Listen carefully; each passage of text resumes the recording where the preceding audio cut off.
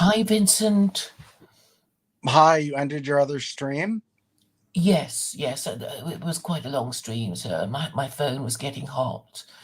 So I guess it was just as well. And I did invite you to speak, but nothing happened, did it? Well, I Did you? tried. I had to sign up for X and I did, and then there was nothing there that let me enter the conversation. Well, actually, I saw you in the space, and what happens is you can be invited to speak, which I did, but it didn't happen. So anyway, I thought I'd just have a new stream for your stuff, since this is what people expect, and so here we are. Are you in a different place now? Are you on holiday or somewhere? No, I'm in my house. Mm-hmm. I'm in my house.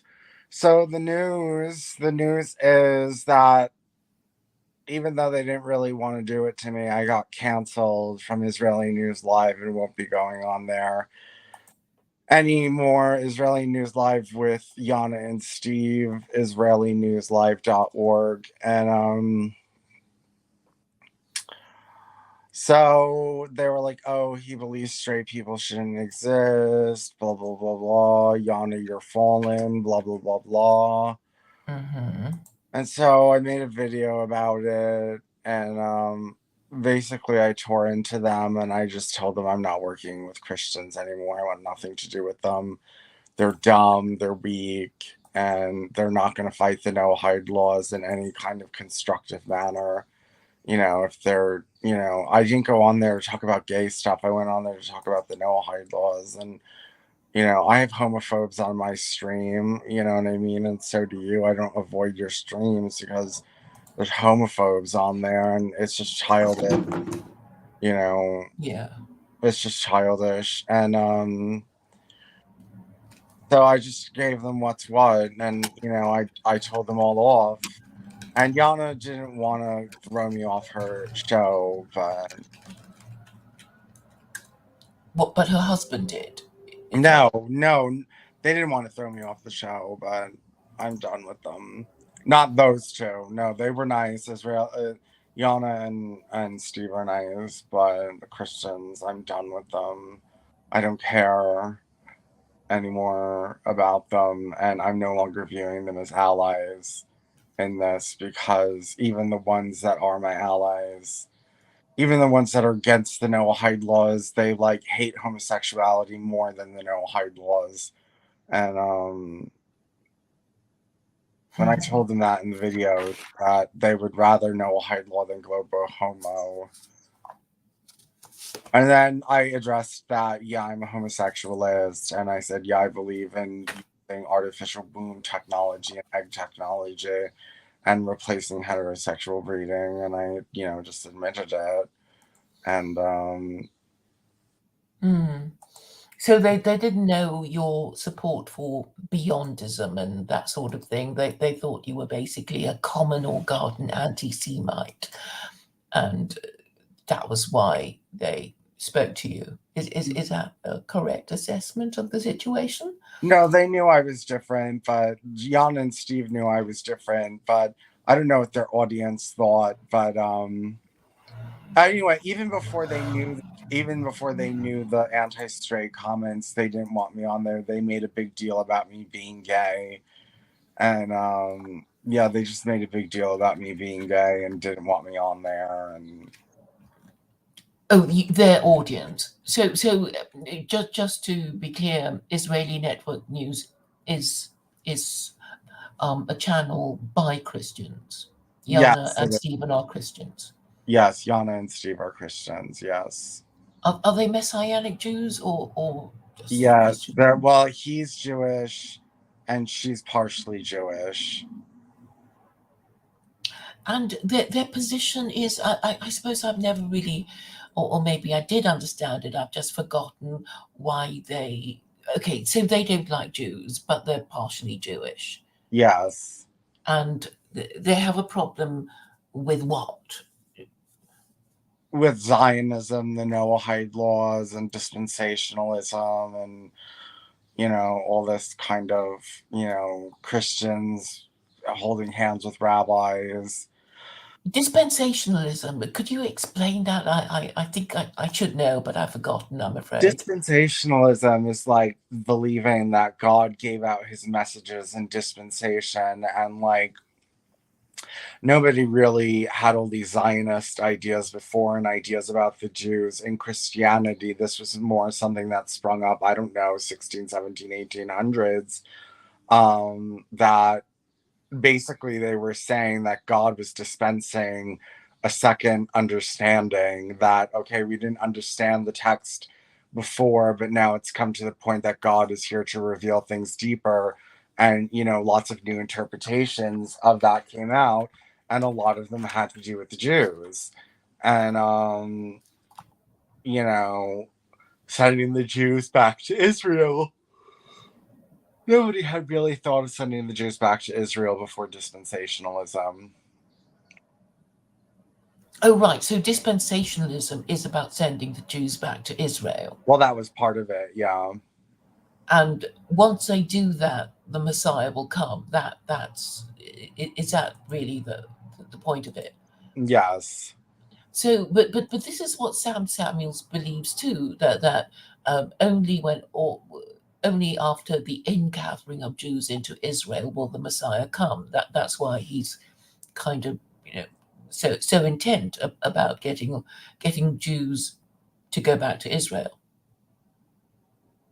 If you remember Sam Samuels, Yes, I do. He's horrible. but he comes from the same. He takes the same position as dispensationalism, doesn't he? Yeah. Which I suppose people think is a Christian thing, but it's also a Jewish thing.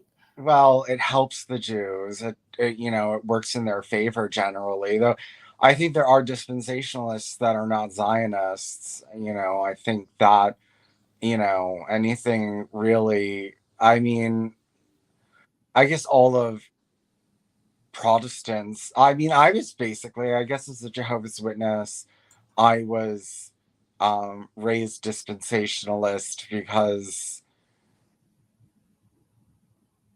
not that the Jews were supposed to go to Israel, but that there was new knowledge, like new understanding that came in, and a new interpretation, like something that had not really existed before, an interpretation that had not existed before.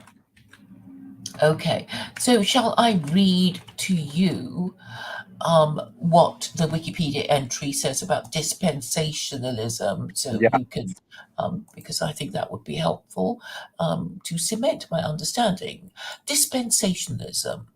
Dispensationalism is a theological framework for interpreting the Bible, which maintains that history is divided into multiple ages or dispensations in which God acts with his chosen people in different ways.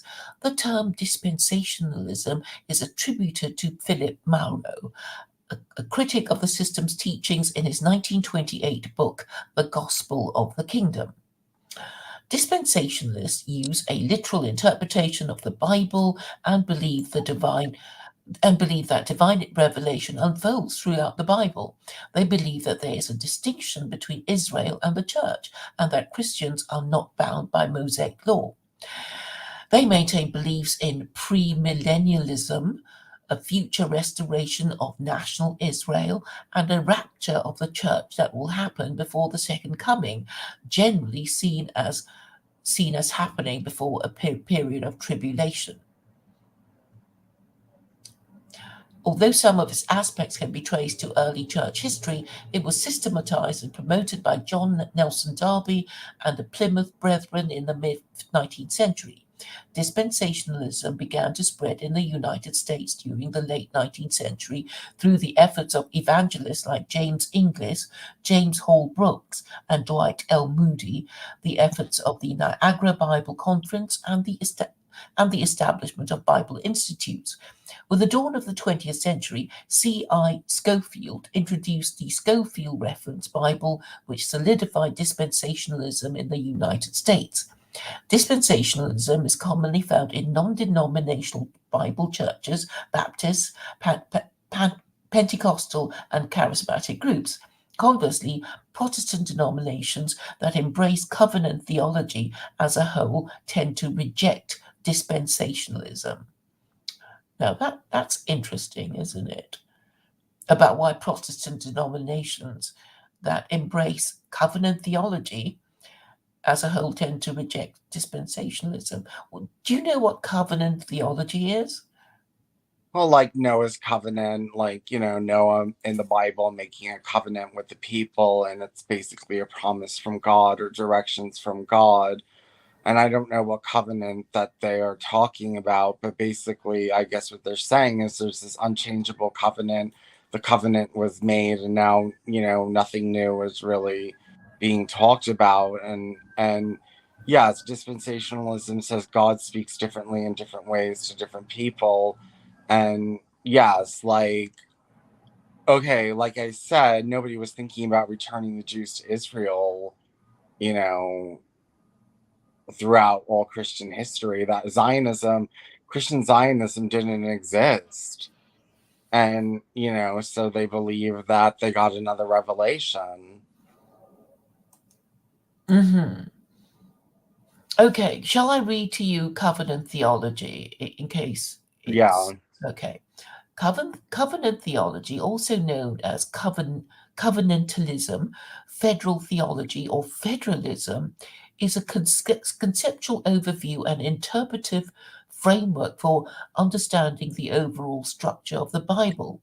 It uses the theological concept of a covenant as an organizing principle for Christian theology. The standard form of covenant theology views the history of God's dealings with mankind from creation to fall to redemption to consummation under the framework of three overarching theological covenants, those of redemption, of works, and of grace.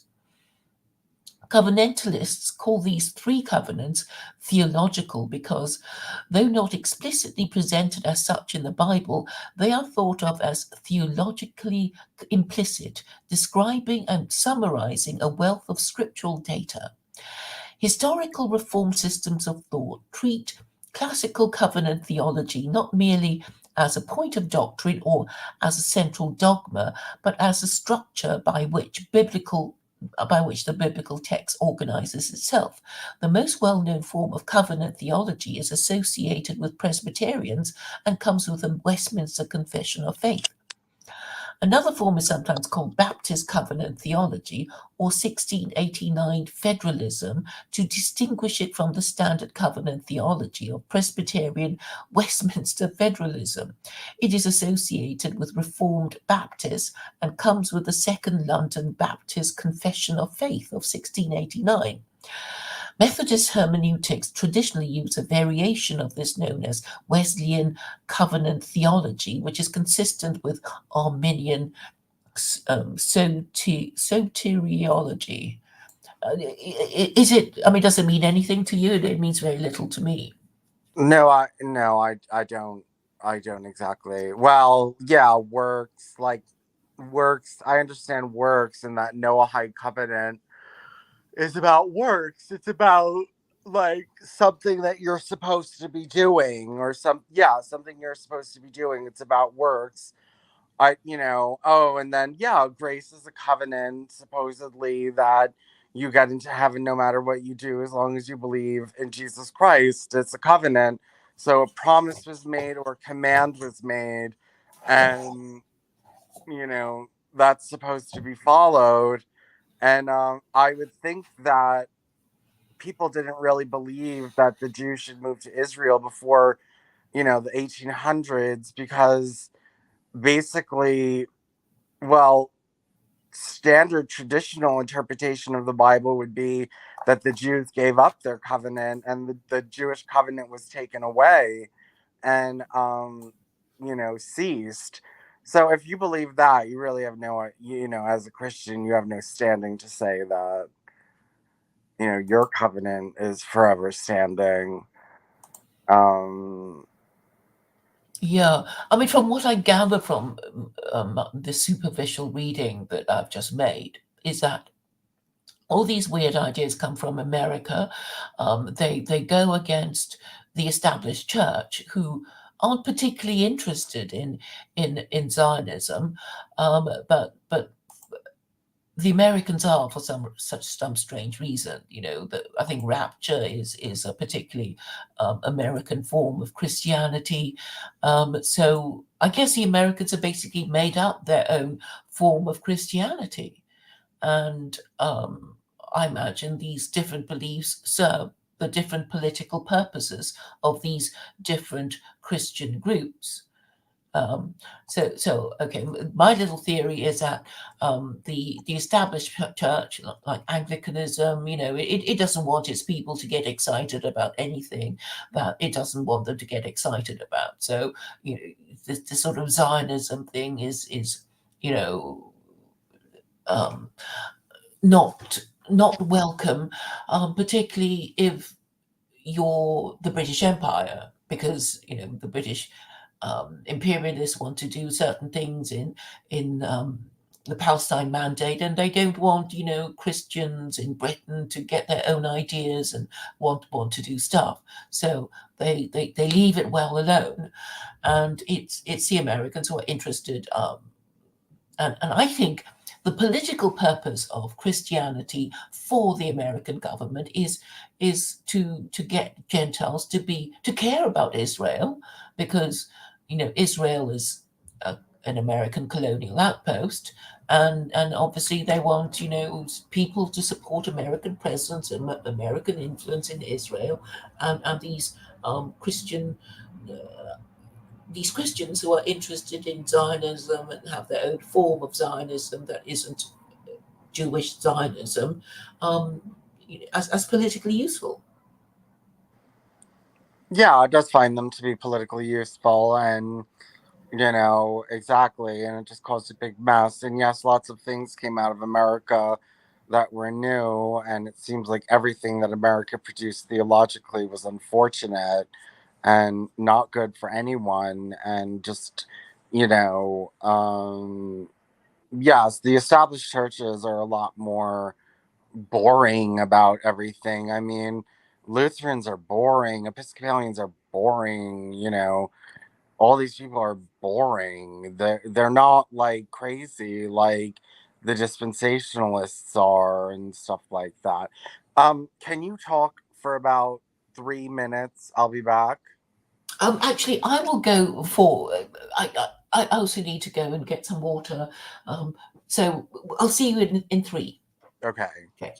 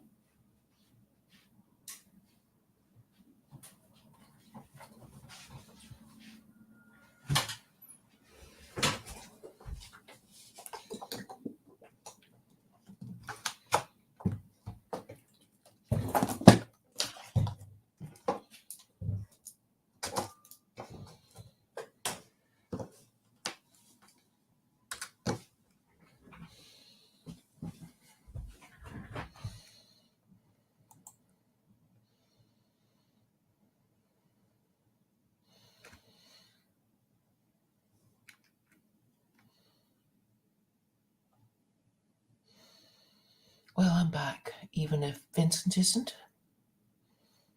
because I see that he's still muted.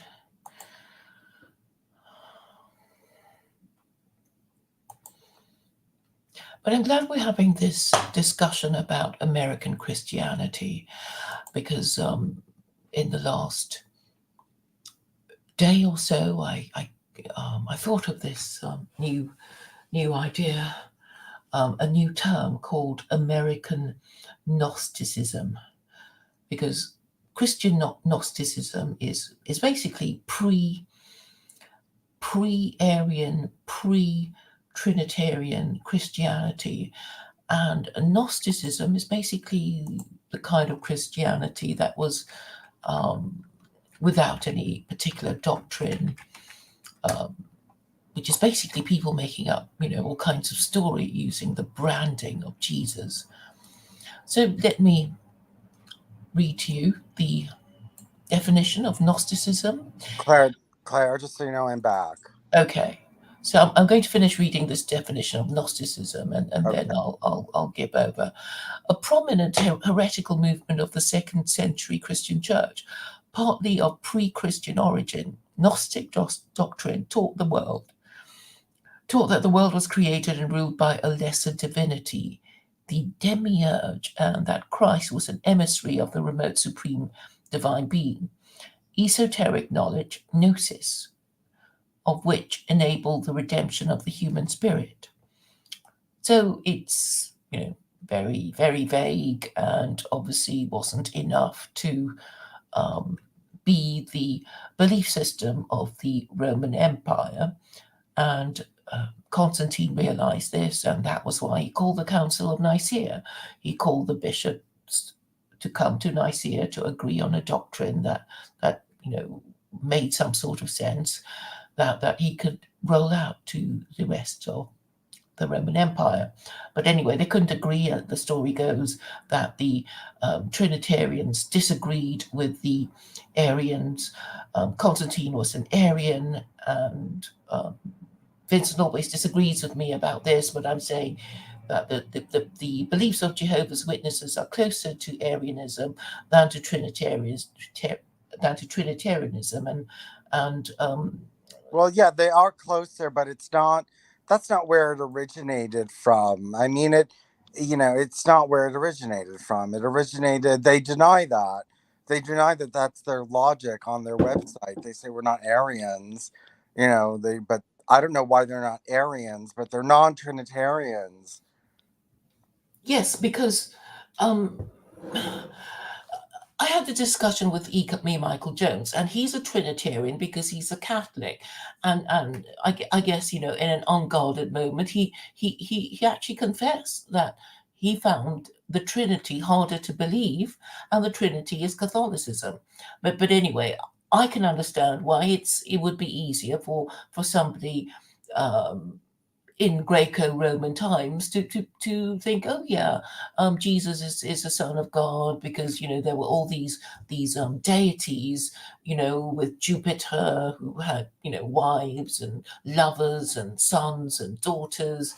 Um, to believe that Jesus is the Son of God, it was easy for them to believe. But obviously for Jews, they go crazy because that's blasphemy, and they can't worship any human being, and they would go ape, and that's why they wouldn't conform to Christian beliefs. But for the Gentile of the time, it's like, yeah, they have no trouble believing in all these Greek myths, and you know deities having sons and daughters and having parents and whatever. So um I guess Arianism has a kind of appeal, or people use it to say, oh, but I'm a Christian, but I'm not that kind of Christian, but I'm still a Christian, because people who want to be under the umbrella of Christianity, or obviously sense the power of the church, and the um, the yeah the global beliefs of Christianity, because the last three global empires have been Christian, and you can't really um, divorce a country from the religion that powers it. So, if Spain was the first global empire, then you have to attribute, the power of Spain to its Catholicism. And then, and after that came the British Empire. So you have to attribute the power of the British Empire to its church, Anglicanism, and America. Well, I guess they're going to call themselves Christian or liberal, but one or the other, or even both. And now, after 250 years have passed since the founding of the American Empire, things are maybe going a bit wobbly because maybe we're all meant to have some kind of proper religion that we can't really survive without. Does this make Yes, some sort of but sense? the question is, did how well did that religion do it? And these are people that don't want competition around. I mean, they crush competition, so you can't really compare anything. Like you say, there were three global empires, but there were only one at a time, and all of them were Christian, so there's not that much variation. And just because okay, Christianity, Judaism, and Islam is what humans came up with. That doesn't mean it's like the best system. It's just the one that they created. And, they don't want you to even try a different system than theirs because, you know, if it does well, then what are they going to do? And so, in Beyondism, you're supposed to purposely have different, belief systems and stuff like that in order to differentiate between, what ideas are good and what ideas are bad. But but And but Vincent, surely there was a reason Gentiles culturally appropriated the God of Israel. Because it was an act of cultural appropriation if you think about it. What the Romans did. So basically, oh, God of Israel, that's the most powerful God conceivable, and they've got scripture, they've got this Torah thing that Moses was supposed to have received on Mount Sinai from this most powerful God that nobody can better. So that was why they used it as a form of social control, and that worked for a while you know until the American Revolution. well, only for a while, and that's the thing. It only works for a while. It's not lasting. It's not forever lasting. And it's no, it's not for everlasting, and I don't think Islam is, and in the end, I don't think Judaism or Noahidism is either. So it's obviously flawed, and it's collapsing. At least Christianity is. Yes, because it's because of how it was enforced. Because they didn't have religious freedom. I mean, I've mentioned the Edict of Thessalonica that was passed in the year 380, and before that, the Romans. Okay, but because Constantine was Arian, and he had a deathbed conversion, so the reign of his son, the Christians were Arian, and when his son died, they flipped over to Trinitarianism and said, we can only be a Trinitarian kind of Christian, and anybody who's an Arian, well, the cancelled. Basically, that was what the Edict of Thessalonica meant, and that was how it has worked since. Because all the most powerful churches in the world are Trinitarian. So it started with well, the Catholic Church with the Pope and making all these bargains with these barbarian European kings, and I don't think Europeans sort of really understand that at the time they were Christianized, the kings of Europe were barbarian. They couldn't write, they couldn't read. They were really impressed by Rome, whom they knew what once conquered them, and even as the Roman Empire faded away, the church remained strong and retained its mystique, which allowed the church to you know um, make all these bargains with all these European monarchs, which eventually failed because of the wars of the Reformation. Because the wars of the Reformation were basically all these European monarchs saying to the Pope that they didn't agree with the way he ran things and wouldn't follow his orders anymore. And so the power of Spain faded, and wasp supremacy began. And this is an expression that came from America. So I guess the wars of the Reformation ended in the Spanish-American War, which the Americans won against the Spanish, and then they kicked the Spanish out of the Americans. Well, yeah, yes, wasp supremacy, and it is ending. But the other thing is that they weren't far-sighted enough. I mean, if they were very far-sighted, they would have never imported slaves into their own land. They would never have done that had they known what they were doing. And But how could they not? They needed all that labor to pick all that cotton, and also I think it's crazy that white people just, allow themselves to be, you know, hammered into paying reparations. It's all like, it was slavery that made America great. Because if you include indentured servitude as a form of slavery, well, that's how all the Europeans crossed the Atlantic with. They didn't have all the ready money to pay the fare to get across the Atlantic. They basically had to say, when we get across to America, we're going to be working for whoever we owe the money to for our fare for however many years it is, and only after we've worked the required period of time will we be free to be independent people and seek our fortune, because that was how Europeans got across. The poor huddled masses did not have the ready money to pay for the fare across the Atlantic. They were all um, indentured so, slaves. I mean, okay, it was limited, but that was how it worked. Because I mean, if you look at this case called the Holy Trinity Church against the United States government, it was a Supreme Court case, and it was basically the early Americans saying. Not even the Anglican Church, the Episcopalian Church, as you call it, can import a English vicar, because that would be infringing the Alien Contract Labor Act, which existed then, which the early Americans said no, we can't we can't have anybody just coming to our country and undercutting the wages of the Americans already here.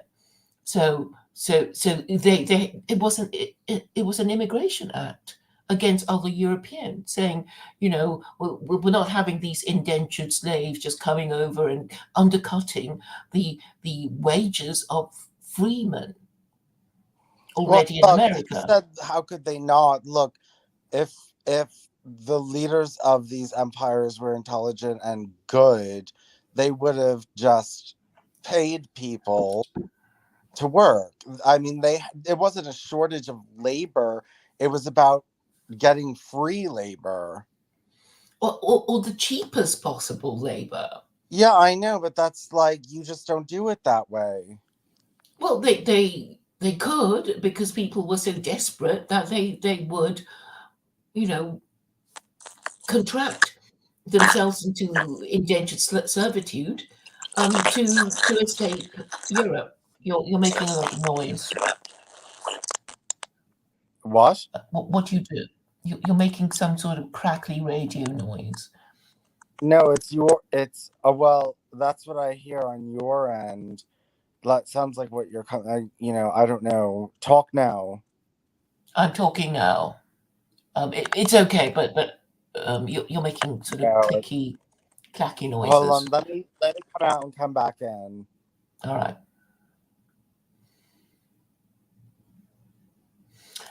So I am saying that slavery, and I'm not.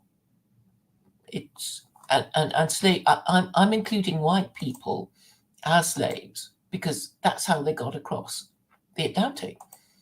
I mean, I'm gonna look up this case because I don't think Vincent quite believes me. Hi, Hello. Vincent. Okay, it's better now. Yeah.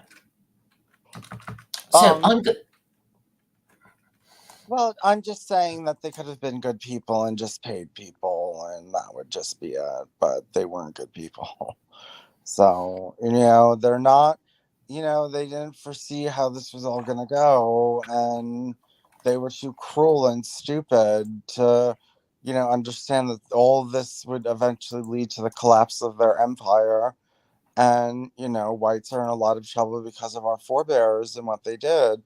And, I guess there's really no way to escape it. And, I don't know if things are going to get worse before they get better, but, the white race is in hot, hot water. well, it's mainly because for the past 50 years, white people have not been supporting, maintaining, practicing marriage. And I'm saying it's so important that people just lose sight of it. Because when you think of the five major religions of the world, they all support marriage, well, in theory anyway. And I think that's why there's still, still religions that you've heard of. Well, the ones that Yes, they're didn't. very backward, Claire, and when they're fully implemented, they create horrible situations. I mean, if we really practiced Muslims don't want to practice Islam, but if they did practice to a T, and where they do take it more seriously, it's worse. Judaism would, if practiced by Jews, would lead to a horrible theocracy. Hinduism is backward and stupid. And it's not like implementing these religions. You praise them for marriage, but when they're implemented in their full force, and I don't mean halfway. I mean, full force, they create horrible civilizations.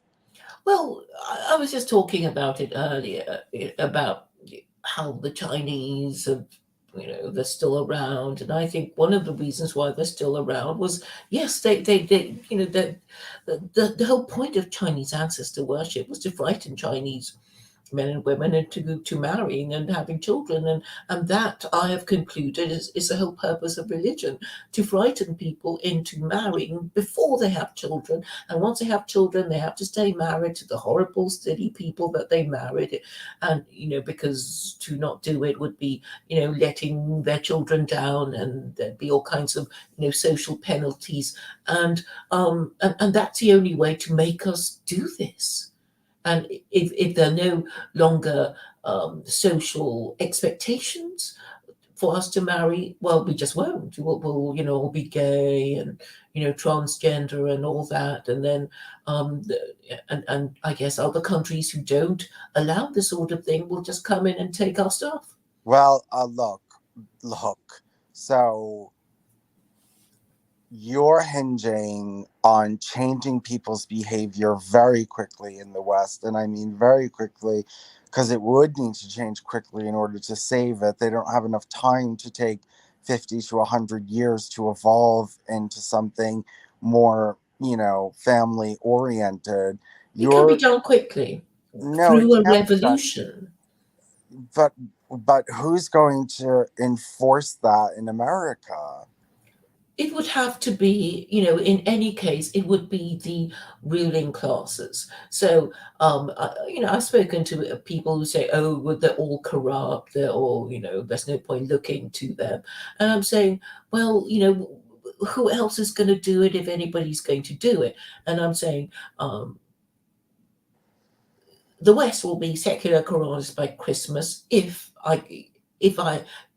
there were saturation coverage of secular Quranism, and it is really the media that is all powerful, because the media tells us what to think and how to behave, and tells us all kinds of stories that we love and hate and whatever.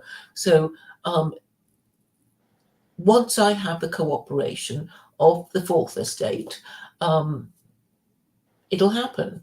And I think in theory, there is that possibility, because next year, you in America will have this all important election, and even now that there's all sorts of stuff coming out that it doesn't matter even if they indict Trump and convict him, and he can stay in prison, and people will still vote for him. That's how much they hate the Biden administration, and also in demographic terms.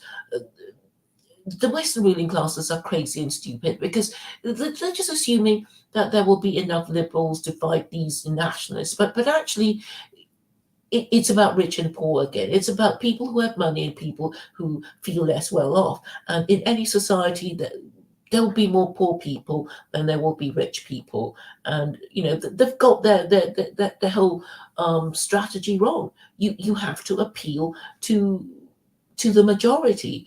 Even if you're not a democracy, you still have to make sure you don't alienate most of the people who live under you.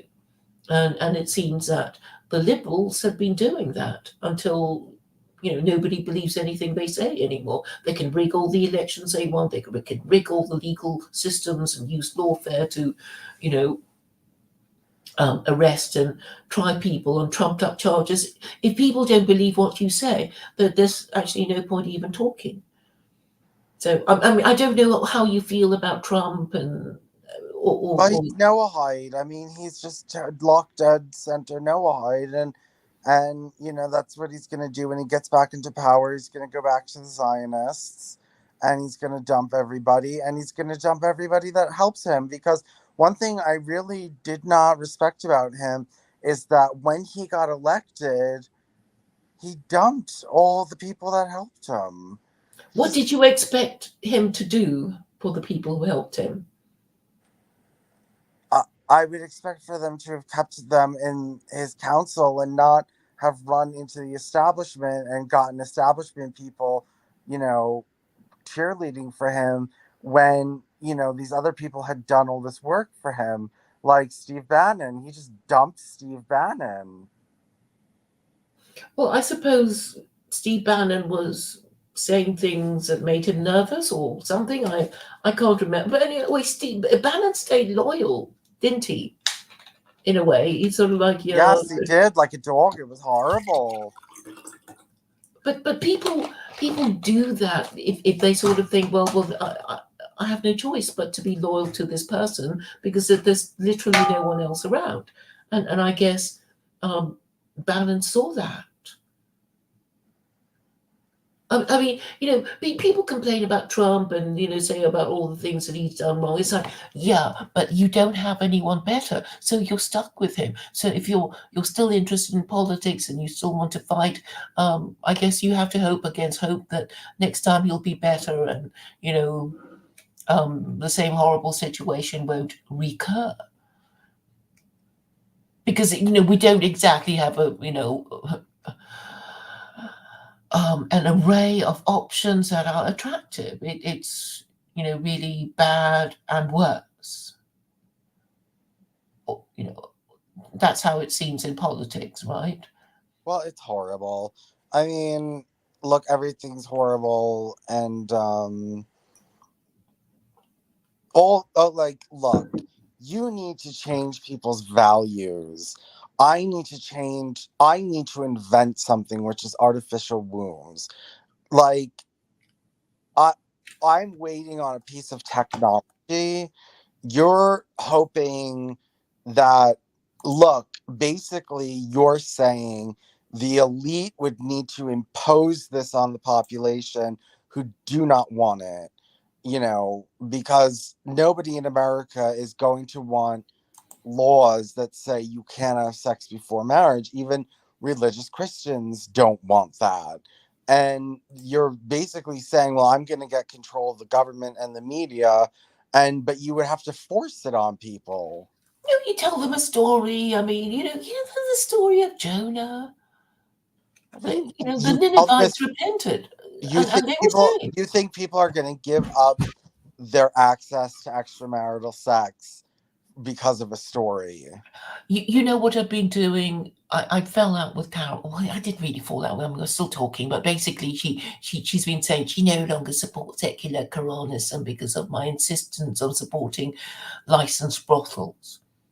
So I'm saying I have to support it in any way. It's not forbidden in either the Torah or the Quran, because basically chapter 24, verse 33 of the Quran says, "Do not force your slave girls into prostitution."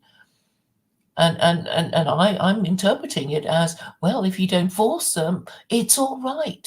If they choose to become prostitutes in order to obtain manumission, then it's all right. And if slave girls can opt to become prostitutes, all the more can free women become prostitutes.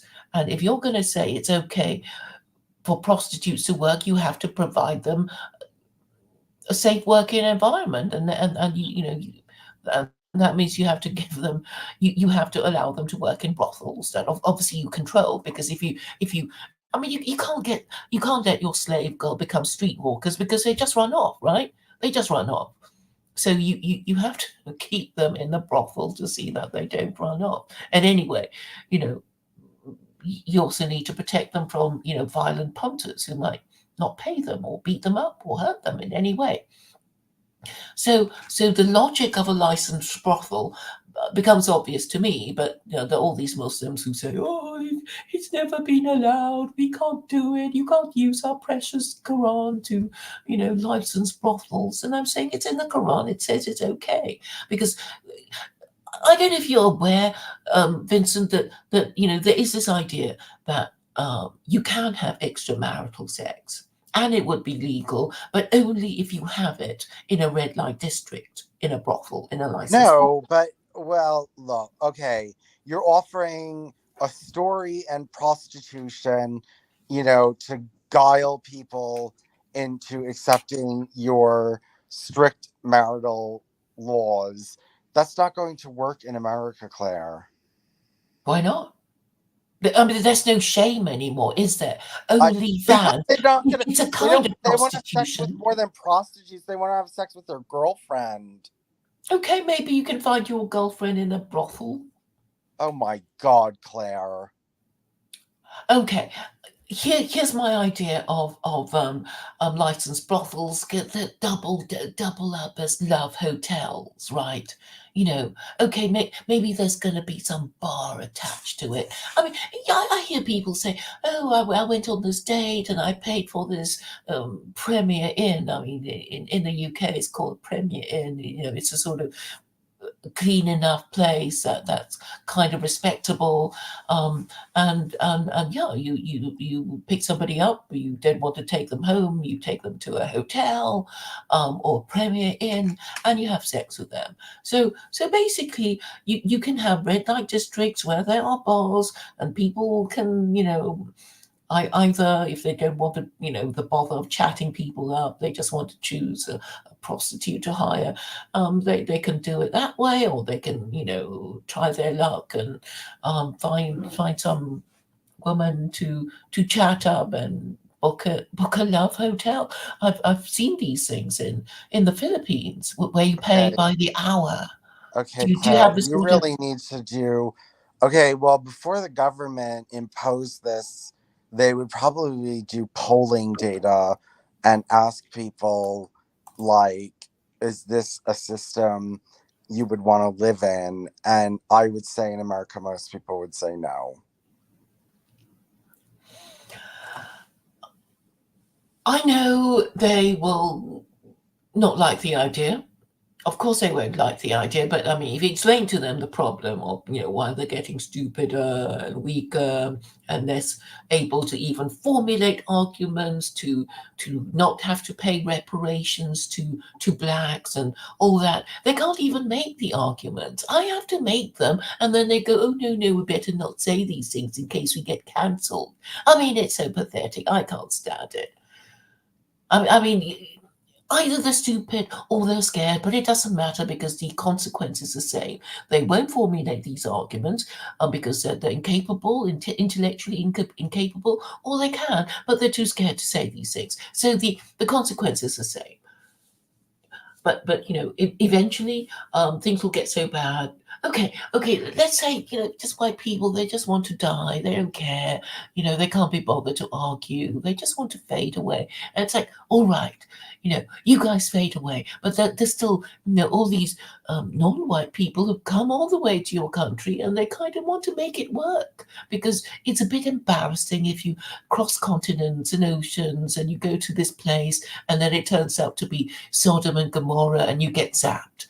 Um, you know, they'll feel a bit stupid too, all these immigrants. And people like Vivek Ramaswamy, what do you think of him? I think, well, he's pro-Zionist, and I think I'm just waiting for him. Well, he said that Hindus have Judeo-Christian values, and I know Chabad Lubavitch. I'm just waiting for Chabad Lubavitch to work on him. When he gets bigger, he's not going to be anti-Noahide. Chabad Lubavitch, either during the campaign or when he gets into office, are going to talk to him about the Noahide laws, and he's not going to be like, oh, this is something horrible. He's just gonna nod his head and be like, okay, yeah, that sounds great. You know what I mean? And I think he kind of censors it because I've just looked at his Wikipedia entry and he calls himself a Hindu monotheist. That's what he calls himself. well, Hinduism is basically monotheism, but which is why I left it. Well, he didn't say he left it because his Wikipedia entry says he's a Hindu monotheist, so he knows to call himself a monotheist. So because he's running for office, and he knows the Americans might get a bit funny if he calls himself a Hindu polytheist or something. So I guess he's quite well advised by his media team. Yeah, he's very dangerous. I'm going to come out against him as soon as well, he's already a Zionist, so I could use that against him. I don't have hard evidence that he's Noahide agenda, but let's see if he becomes the forerunner. Let's see if the Sanhedrin sends him a letter. Let's see if Chabad Lubavitch meets with him. Let's see if, or when he gets elected. I would like to figure this out I before. think I think they've already worked on him.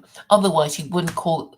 He'd be calling himself just a common or garden Hindu. But his Wikipedia entry says Hindu monotheist. It's like it's sort of like he knows what's coming, and that he's already had a word with Chabad. If you know what I mean, I'll Well, give you. I would like I would like to know for certain before he makes it into the primary, because or what is wait, primary, no, not the primary, The the Republican, well, he wants to be the Republican candidate, yeah, right? become the candidacy, before his candidacy, so you know I can polemicize against him. I don't want him in. I don't know. I don't want anyone in. Or are you saying you're not going to vote at all? I don't think so. Hmm.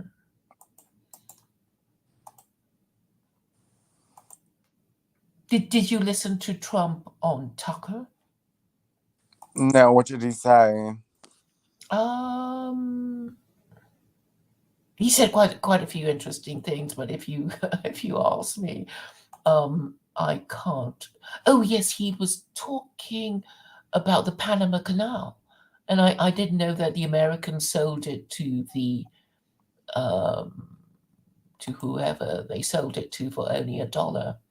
Because he was saying, "Oh, we Americans, we built the Panama Canal, and we were stupid because we sold it to the was it the Panamanians for just $1?" And then he said, and they immediately raised the triple the um, cost of passing through it, you know. And anyway, I need to listen to it again, but that was the main thing I remembered uh, from his conversation with Tucker. And the other thing he said was that he was considering the possibility of being assassinated, openly talking about it in the same way that Andrew Tate was. I don't know if you know that Andrew Tate said it a few times. I mean, he kept joking that, oh, I would never kill myself, with the implication that um, if he were found dead and the signs were that he was supposed to have committed suicide, it was probably, you know, he's probably been assassinated. I mean, that was kind of the message he was trying to well, Yeah, that was what he was trying to say. well, I don't want Trump either. He's the no high candidate. DeSantis is the no high candidate, and I'm gonna have to campaign against Trump quietly because my husband would get mad at me if he found out I was against Trump. But I'm kind of no hide, but you'd be all right under me, because I've already thought of all these ways for gay people to, kind of still do what they do, but um, be lowered in status. But there will be a rearrangement of the social hierarchy with married parents being top of the tree and non-parents below them, and um, unmarried parents being sex offenders, and you know that sort of arrangement, because I think that that's the only way to make things work properly again. But I don't see why. I'm not saying everybody should get married, and um, people who don't marry actually make great contributions to society because they have all the time to indulge in their hobby or their interests or their studies and collections and all kinds of things. So everybody has a contribution to make, but obviously the people with the heaviest burden should receive some kind of privilege in society, and that would be married parents. And yeah, uh, Vincent has, But yeah, you yeah, left it. so you said unmarried people make great contributions. Well, they can make great contributions to society because they they don't have the distraction of trying to negotiate their life with their spouse and bring up children who can be so distracting. They can be artists, they can be creative people without being constantly harangued by children and wife. So their contribution is different, and obviously we all need to be supported by our communities so that there are enough people to constitute a labor force that doesn't require um, you know immigrant labor, and also the immigrants probably would be happier staying in their own countries, provided they can, find enough work, or work that is enough to support them and their family. So, if we encourage people to kind of govern their countries properly, well, encourage governments to govern their country properly, then there won't be all these wars, there won't be, all these sort of migrant waves, going here and there. They would be, happily living in their own country and doing their thing and not bothering anybody else. Mm-hmm.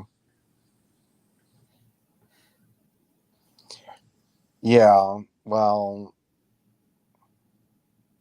And if you became a secular Quranist, Vincent, you would actually be making such a splash because, you know, um, because you're so camp. Everybody, they're not gonna doubt you about that they won't question you being gay. You've been in a stable relationship. You have your um, track record of political activism, and you can understand arguments. You're independent.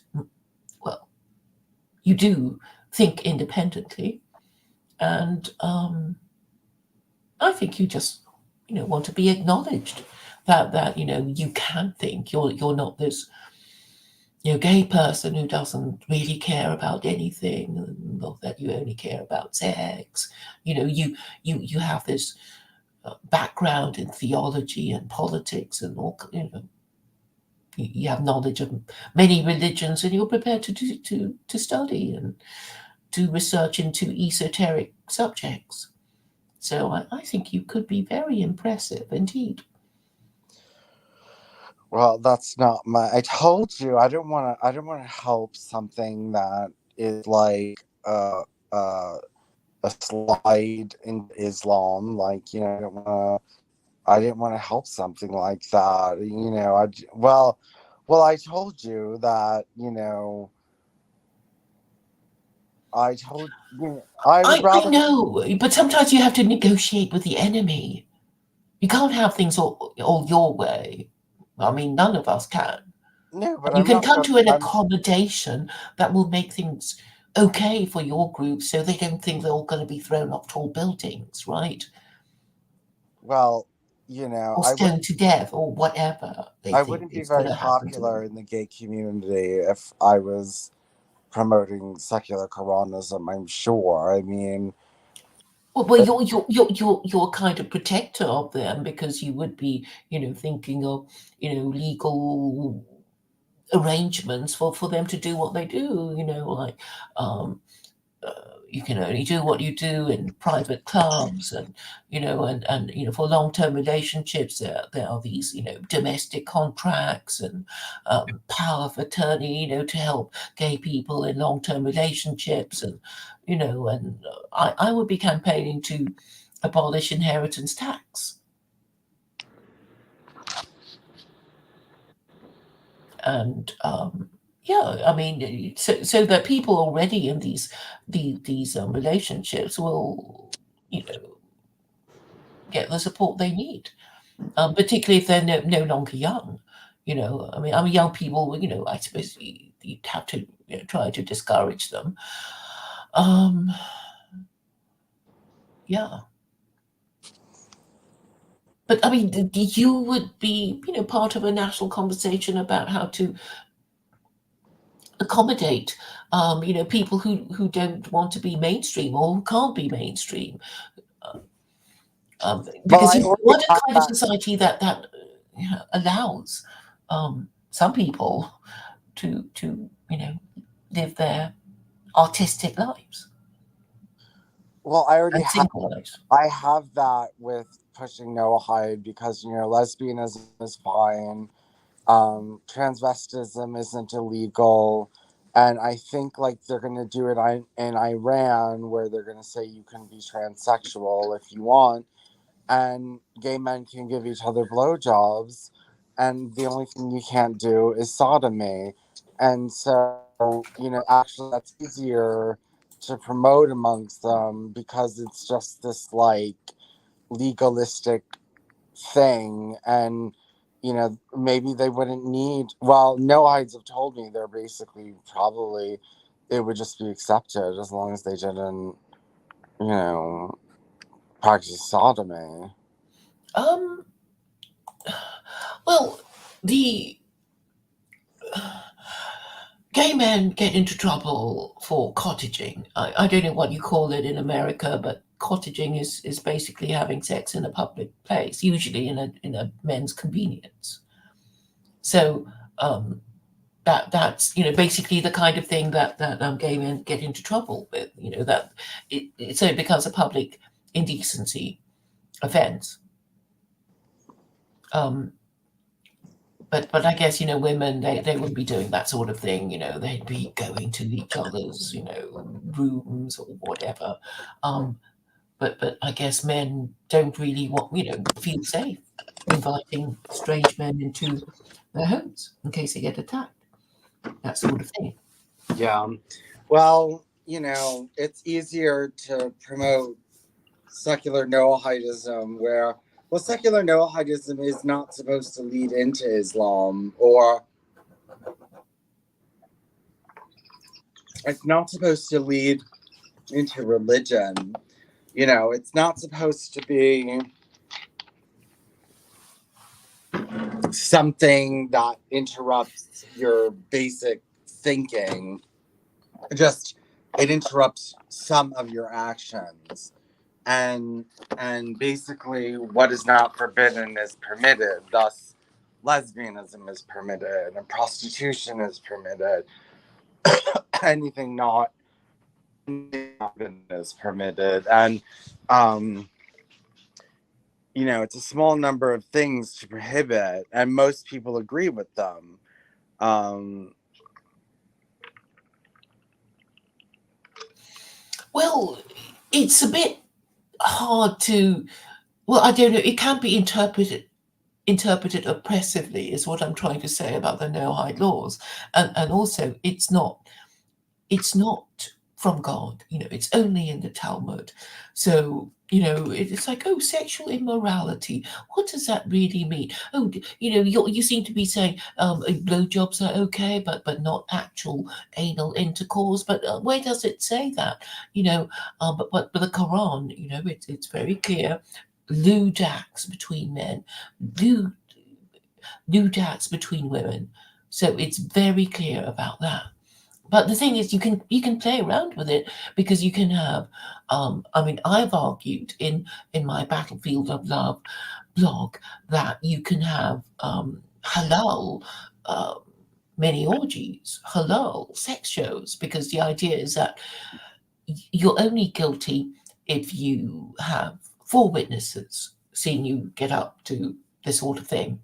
Um, this has particular application to lewd acts between women, and so I guess you'd have quite an expensive sex show, but if you don't have more than three people in the show, three people in the audience watching the lewd act being committed by these two women who are part of this live sex show, you'd be all right. Nobody can complete the offence. It's only when a fourth person comes in and with a theory that they're going to report it to the police, and the four of them, then you'd get into trouble. But actually, you can stretch it a bit more. It's like, well, people who pay to have the sex show, they're not going to be calling the coppers, really.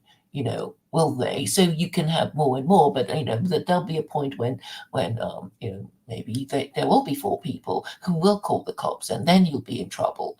But yeah, it's all about calculating the risks, and you can, if the offence is so clearly stated, like if there are only three witnesses, they can't get you. But if there are four, yes, they can. That kind of thing.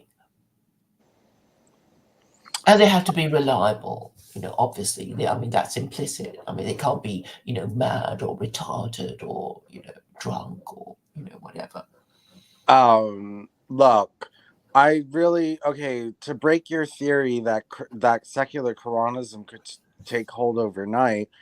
The rabbis have been working on the political system and how now have a lot of control in regards to the Noahide laws, and they're not able to enforce it overnight. No, of course they can't.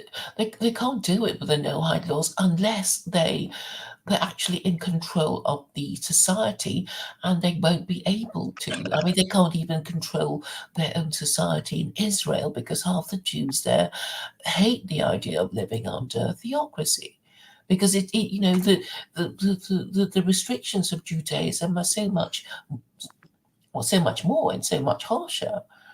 So I think in the end, even these Jews in Israel will have to, adopt a kind of secular Quranism with Israeli characteristics, because only then will life in Israel be kind of acceptable if you're a secular Jew compared to an ultra orthodox, observant Jew, because something that there needs to be a kind of equalizing thing for them, because their lifestyles are so extreme now, and they're fighting each other. I mean, that's what the demonstrations about reforming the Israeli Supreme Court is all about. that that the Supreme Court no longer has the right to veto acts of parliament passed in the Knesset. And they quite, I mean, the Conservatives quite rightly say it's like, well, they don't even have this sort of law in America or any country you can think of.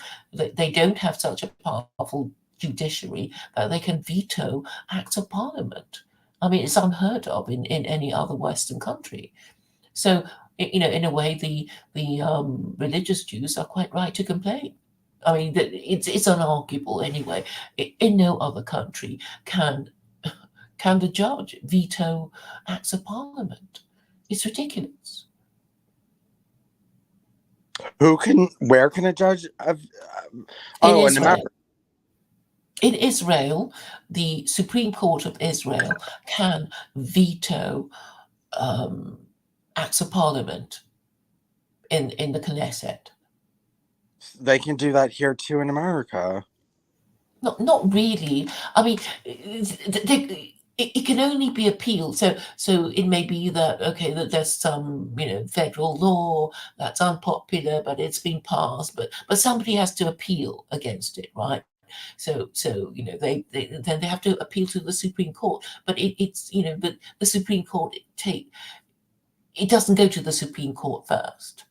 It's only, after the legislation has been passed, enforced, and people complain, and then they appeal to the Supreme Court to say, isn't this law is wrong, it's unconstitutional, etc. But it is in Israel. Apparently, the Supreme Court of Israel can veto acts of parliament. Mm-hmm. And also, the State Department has been funding these demonstrations against reforming the Israeli Supreme Court because Netanyahu was elected because he promised he would do that, and that was what really what the demonstrations were about. They didn't want him to impose. They didn't want him to reform the Israeli Supreme Court. They didn't want him to take away the power of the liberal Israeli Supreme Court because they didn't want the religious Jews to get their way. Yeah, well, you saw what's going on over in Israel. It looks like they're about to become a theocracy. At least that's what Netanyahu is pushing for. Yeah, but I mean, he was only elected because he promised he would do that. So the situation is very volatile in Israel, is what I'm saying. But then, so is it in America because of the Trump thing and the fact that plenty of Americans are just not going to believe anything the media say, and they will still vote for him even if he campaigns from prison. I mean, that is how polarized opinions are. And I mean, and this would mean basically that Americans no longer believe, what the government says, and certainly not their media. And so the media, in a way, has lost its power, and so have the courts. Even if they imprison Trump and all that, they'll be ignored. And what are they going to do next? They'll have to climb down eventually. Mm-hmm. And renegotiate a new settlement, or at least go through the motions of working out what the problem is and why people are so upset. Mm-hmm. But it's sort of not. It's not just America because the rest of the West have the same problems. And it is about immigration. It is about transgenderism and gay marriage, and it's not just in Europe. It's also in Australia, New Zealand, because basically America is just telling the rest of the West what to do, and And obviously they don't like it. But I mean, the most important thing is that the American people don't like what their government is doing. I guess it would be all right if the American people are happy, and they don't care about the rest of the West. But it just so happens that they don't like it either. Mm-hmm. I mean, don't you get that feeling, or you think I'm? Well, yeah, people don't trust the government. People don't like the government. I don't like the government. And but this time around, um, there's a lot more people who voted for Trump who are now against him.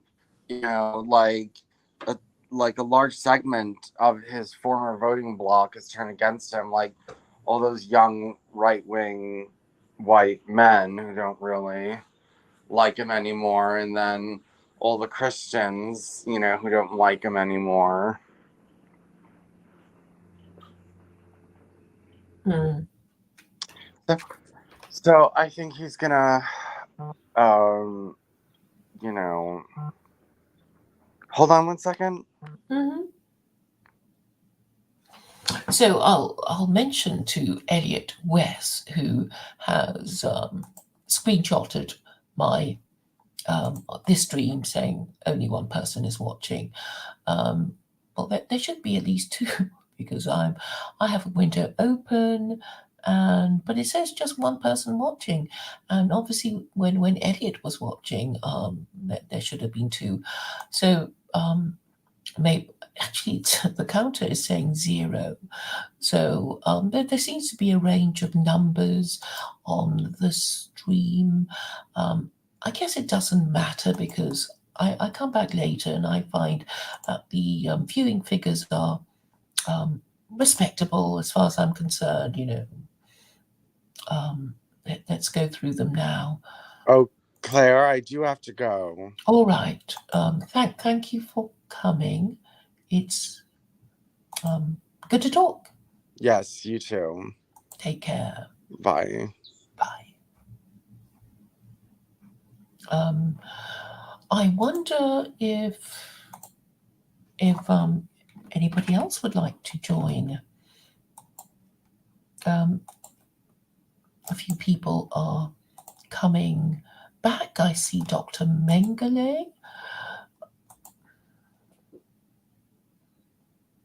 It's still saying zero. Dr. Mengele is here.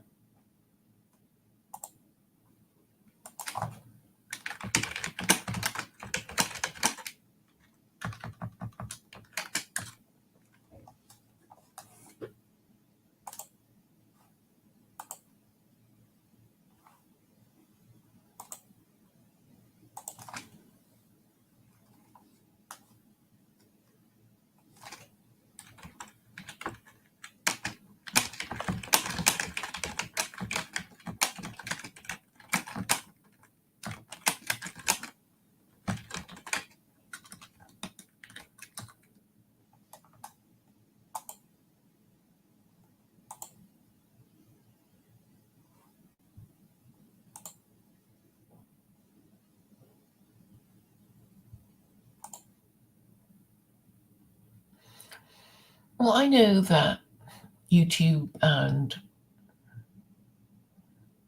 I think other people of other social media platforms who don't like non-liberal content will suppress your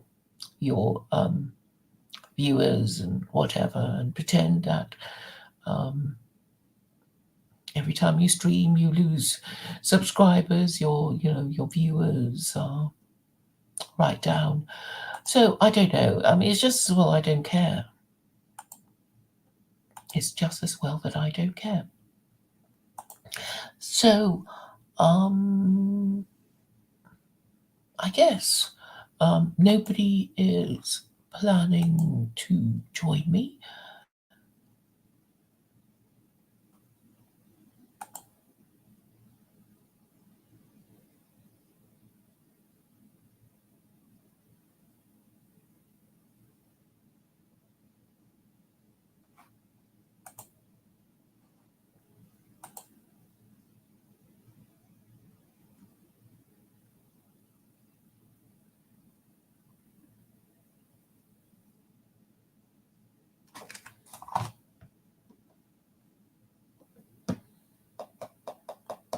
I'll end the stream.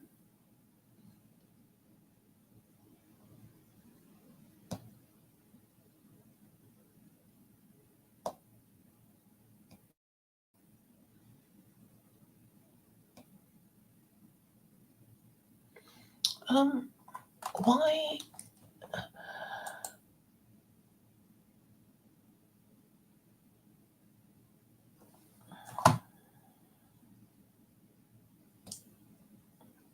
I'm looking at my messages in on my phone and on my computer, and they don't seem to be the same because some posted comments do not show up.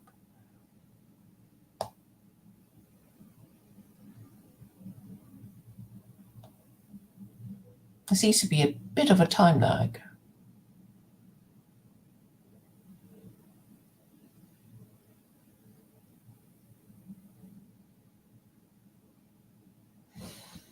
All right, I'll end the stream. Thank you all for listening.